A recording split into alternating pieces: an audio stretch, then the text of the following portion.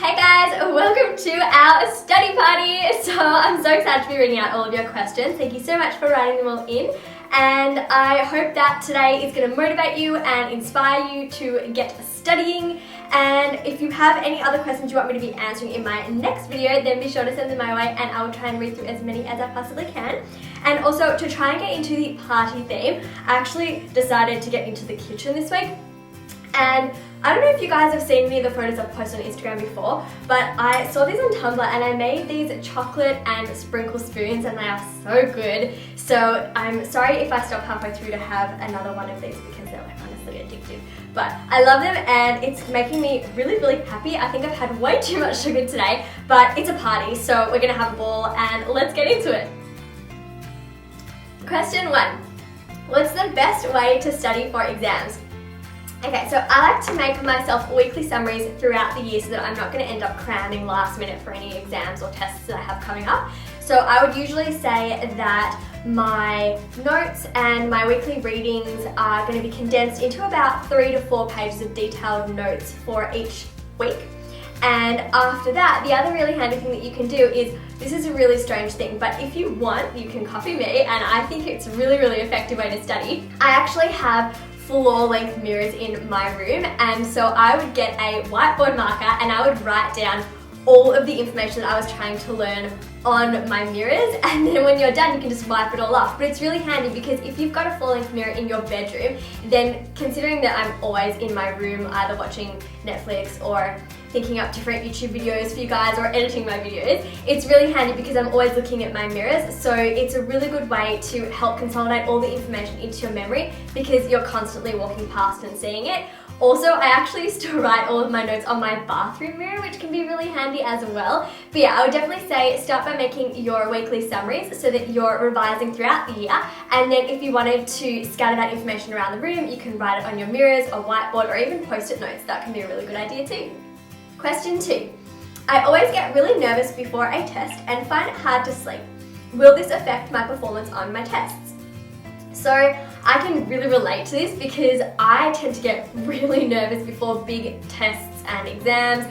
And even though I know that I've studied as much as I possibly could, for some reason my stomach still seems to churn at midnight and makes me worry about all the things that could go wrong, which is really not a good thing. But I do try and work on my stress levels. But one thing to remember is that your performance is not actually going to be affected very drastically by your sleep the night before. I know that everyone always says you should get a good night's sleep before a big test, and it's true, it can be a really big plus. However, it's actually just going to increase your chances of making tiny little errors such as misspelling your name or forgetting to write the date. So if you actually studied really hard, then having one poor night's sleep is not really going to make all of that work go down the drain. So I wouldn't really worry, it's okay. If you are having trouble sleeping, then maybe just try and get into a night routine. So making a cup of tea, unwinding with your favorite show, or reading a book, and maybe having a nice hot bath. If you know that you're gonna have a bit of a rougher night's sleep, then those things can really help you. Next question. What's the best way to answer multiple choice questions? Okay. I have a really good tip for you guys here, and this is actually something that one of my lecturers told me last year. So I don't know why, but the whole time that I have been studying, I did not know this until last year, and it really helped me on a multiple choice quiz. So all you have to do is when you're reading your questions, you want to cover up all of the potential answers, and then you want to try and have a bit of a brainstorm about everything you know about that question that could potentially relate to the answers. And then you want to remove a sheet of paper from the potential answers and read through them. And the reason that you don't want to be looking at your options is because it's more likely that they're going to try and get you all confused, and that's how you get caught out on your multi-choice quizzes. So yeah, read the question, brainstorm different related terms, phrases, ideas, and information that you know, and then have a look at all of the potential answers and then choose which one you think fits the question best. Question 4. My teacher assigns us a lot of reading to do every week and it takes me a long time to complete. Is there a trick for becoming a faster reader?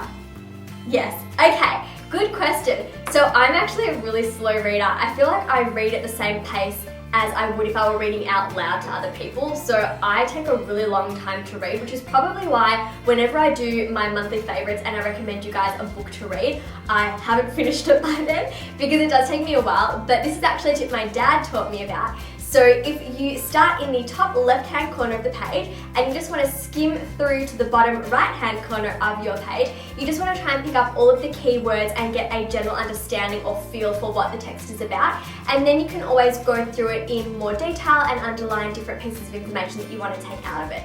So that is my trick for getting through all of that reading a little bit faster, and I hope it helps you guys. Next question. What's a tip for learning new words in languages? So when I was learning French, I found it really helpful to use word association. So if I had a word that I had to learn, I would try and think whether it sounded like or reminded me of an existing word in English. So for example, the phrase mon ami means my friend in French. And I actually have a very close friend called Amy. So I tried to remember that because Ami is friend and Amy is my friend. So yeah, word association would be really, really handy here. So I would be thinking up any words that could relate to the word you're trying to learn. And yeah, use word association. It's really, really handy. Question 6. I hate reading, but I need to increase my vocabulary. How do I increase my vocabulary if I hate reading? Okay, so good question. I think it's really handy if you don't like reading. I can personally relate because when I was younger, I never used to like reading. It was really only once I found the kind of books that I liked and I would become glued to them that I did start to read outside of class time. But it can be really handy to download a Word of the Day app, and I have a couple of them for you guys here. So they are called, and I'll link these down below, Vocab Daily Free or Word a Day. So that can be really handy, and then whenever you do find a new word for the day, then just try and use that throughout your general conversations with your friends, and it'll help you remember the words. And then the other tip that you can do is actually have a calendar on your desk that has little word of the day as well. So whenever you sit down at your desk, you can tear off a sheet of paper and see what word it is that you're going to be using that day. What's a good way to stop getting distracted whilst studying? Okay, so I have a couple of tips for you guys. The first thing that I would definitely recommend is to tell people around you that you are going to be studying so that they don't come and disturb you, because more often than not, the reason that I get distracted is that someone will knock on my door and they will try and distract me and tell me about all the awesome shows that are on TV that I am totally missing at that time. So yeah, I would definitely let your friends or family know that you're going to be studying so that they don't disturb you. The other thing is you want to make sure that you're removing all those distractions from your desk. So I know it can be hard, guys, to separate yourself from your phones, but I really do suggest having it at least on the other side of the room so that you're not going to constantly be scrolling through social media like I do all the time. And the other thing that can be really handy is, this is actually something that my mum made for me and I loved it. It's so simple, but it meant a lot to me. She got a bag tag, and then instead of having my details in it, she actually wrote, "Do not disturb, I am studying." And then I started to make really funny little slogans on it, like "nerding in progress" or "do not disturb, genius is being born." And it was just a light-hearted way to say don't disturb, and it was really nice because everyone's going to be a lot more considerate and they didn't disturb me and I got a lot more work done. So they are my tips for helping you not get distracted. Last question, how can I increase my focus?